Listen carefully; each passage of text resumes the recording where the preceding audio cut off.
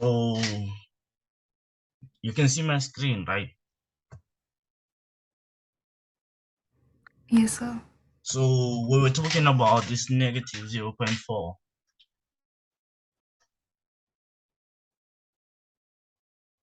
So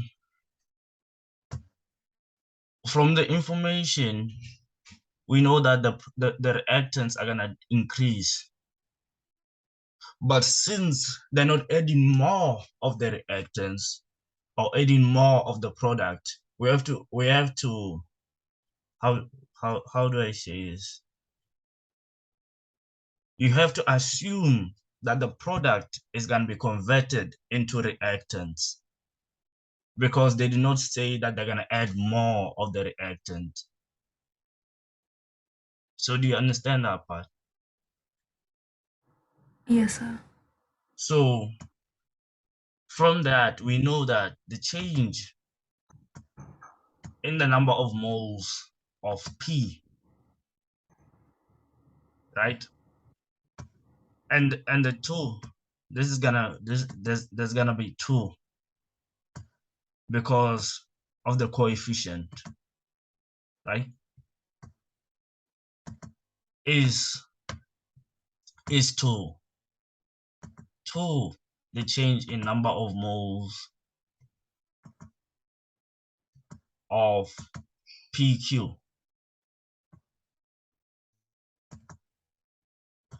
Because the coefficient of PQ is also 2. So I think that's easy enough to grasp. Then we know that the change in number of moles of P, it's positive 0.4. So we're gonna have 2 into 0.4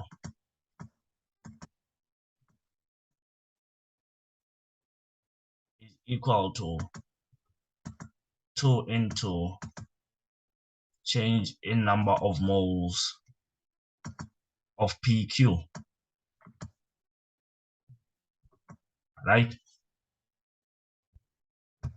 So we're gonna divide both sides by 2.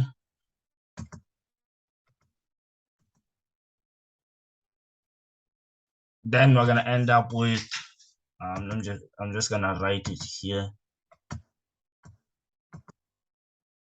We're gonna end up with change in number of moles of PQ is equal to 0.4 because this and this are gonna cancel.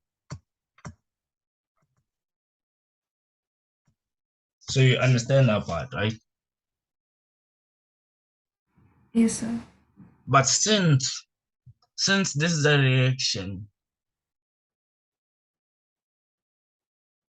and the equilibrium is gonna favor the products, since the equilibrium is gonna favor the reactants, we know that the products are gonna lose mass, so the amount of products is gonna decrease.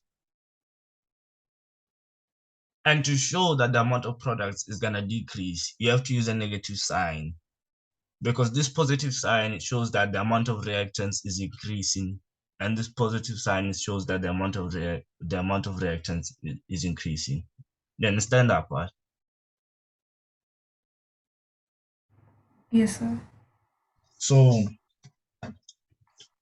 this, for the products, it can't be positive 4, because if it's positive 4, that means you're adding onto the product, and after adding onto the product, it's gonna add on to the reactants, and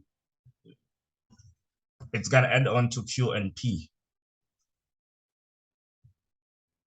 But the statement above, what's that statement? Question 6. But the statement above, this statement shows that at the new equilibrium, the amount of P has increased from 0.8 to 1.2.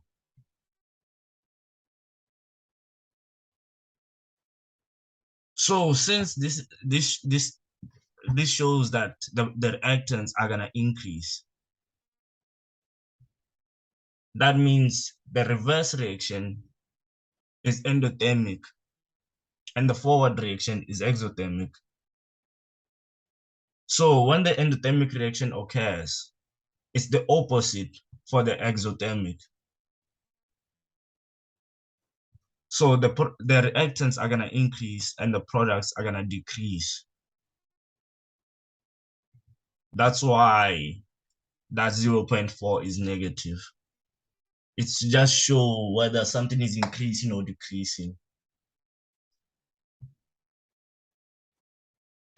I don't know if you understand me. I do, sir. Okay, so are you sorted on that question? Yes, sir.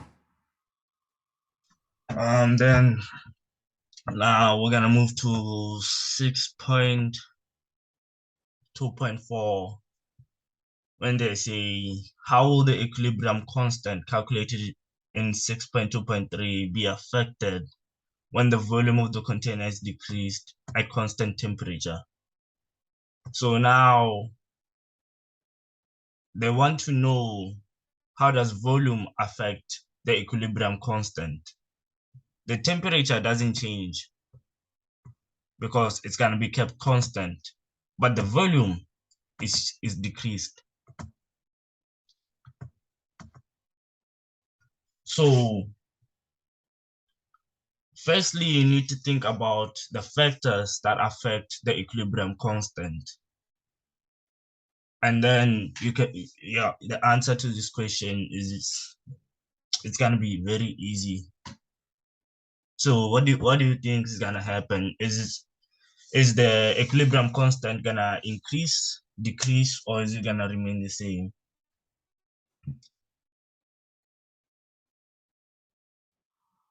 So is it going to remain the same?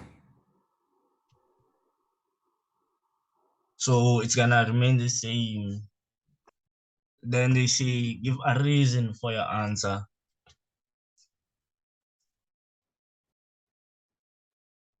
What can you say? So is it because the volume doesn't affect the equilibrium constant, only the change in temperature? Exactly. So it's gonna remain the same. Reason being that volume has no effect on the equilibrium constant. So whether you change the volume, whether you change the pressure, whether you change the concentration, it mostly doesn't matter. The equilibrium constant is only changed by by the temperature.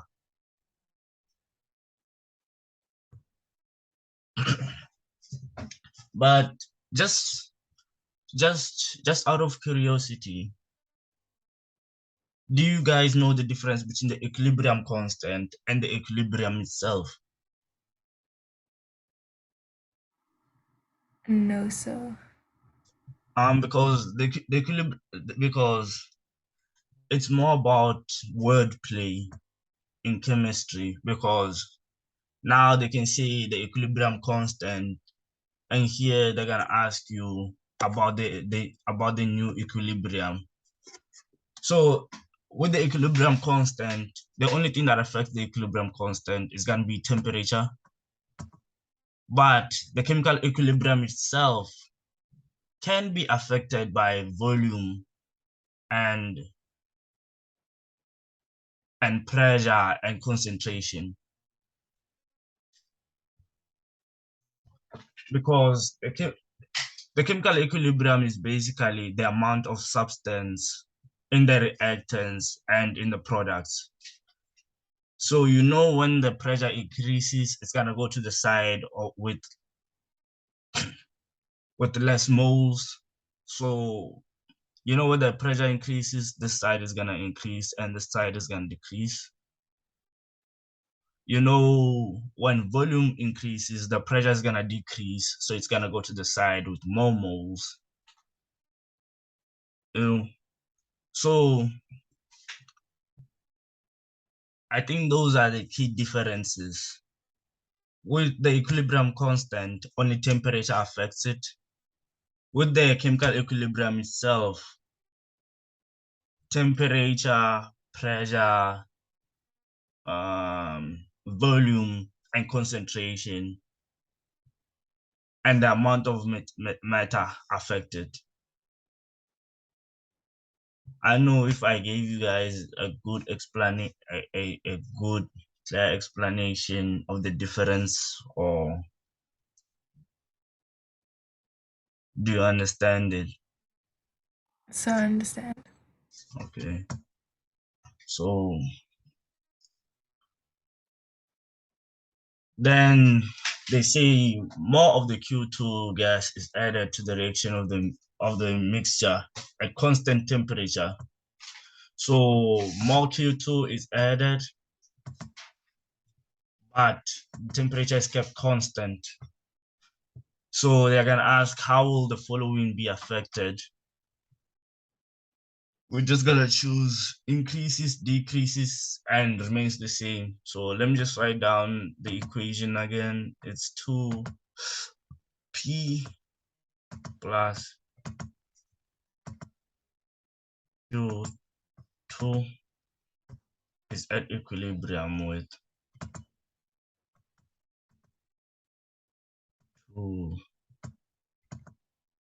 2pq.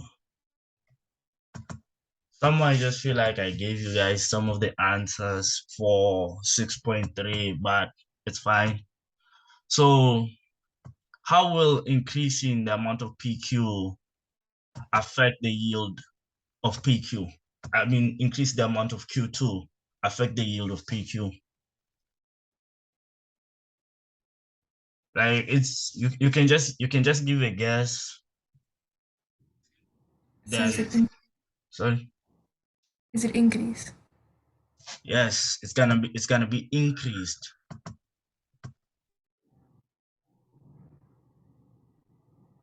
So do you mind explaining why? So I think it's because if you add more product, I mean reactant, you get more product. Exactly. Beautiful, beautiful. So they say, how about the number of moles of P? What's gonna happen to the number of moles of P? So I'm not sure. You're not sure. So as you said, the amount of PQ is gonna increase, right? So from from from from my previous statements, I said the products are inversely proportional to the reactants, right? So if you add more reactants, this is gonna increase. That means more of P has to be used in order to produce PQ because you added more Q2.